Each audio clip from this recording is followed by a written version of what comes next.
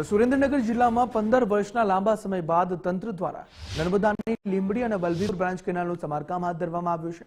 સુરેન્દ્રનગર જિલ્લાના 10માંથી 7 તાલુકાઓને નર્મદા કેનાલનો લાભ મળે છે, પરંતુ છેલ્લા ઘણા વર્ષોથી હલકી ગુણવત્તાનું કામ અને તંત્રની ઉદાસીનતાના કારણે કેનાલમાં વારંવાર ગાબડા પડવા તેમજ લીકેજ થવાની ઘટનાઓ સામે આવતી હતી। આ લીકેજના પાણી ખેતરોમાં ફરી વળતા ખેડૂતોનો ઊભો પાક નાશ પામતો હતો અને જમીનો બંજર બની રહી હતી, જેને પગલે ખેડૂતો દ્વારા વારંવાર રજૂઆતો કરવામાં આવતી હતી। હાલ કુઠારિયા ગામ પાસેથી પસાર થતી કેનાલમાં તળિયે અને બંને સાઈડ મજબૂત પ્લાસ્ટિક તેમજ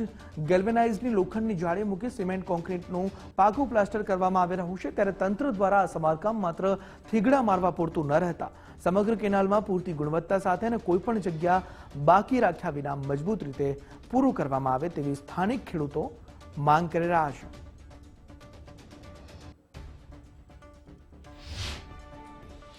અત્યારે જે નર્મદા કેનાલનું કામ રિપેરિંગ જે ચાલુ રહ્યું છે એ 2009માં નવી બની હતી, ત્યાર પછી અત્યારે 15-16 વર્ષે એનું સમારકામ ચાલુ છે અને સમારકામ સારું થાય છે, એમાં કોઈ ઓલું છે નહીં।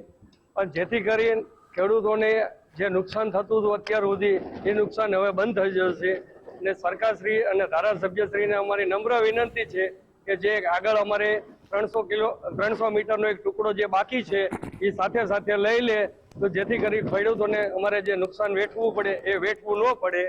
એના માટે સરકારશ્રીને અમારે વિનંતી છે। કેનાલ બ્રાન્ચનું કામ જે રહ્યું એ સમારકામ અત્યારે ચાલી રહ્યું છે, તેમાં જે અગાઉ પણ અમારા ખેડૂતોના ઘણા નુકસાન થયા છે અને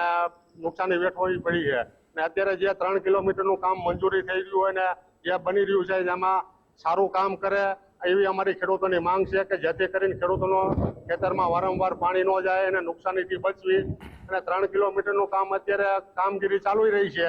અને જે પાછળ ઘણીયાર પાણીની ટાંકી કે જે 300 મીટરનો જે ટેન્કો જે બાકી રહે એ અમારી ખેડૂતોની માંગ છે કે એ કામ સાથે સાથે આ ટેન્ડરમાં લઈ લે અને જેથી કરીને આજુબાજુના ખેડૂતો જે નુકસાનીથી બચી જાય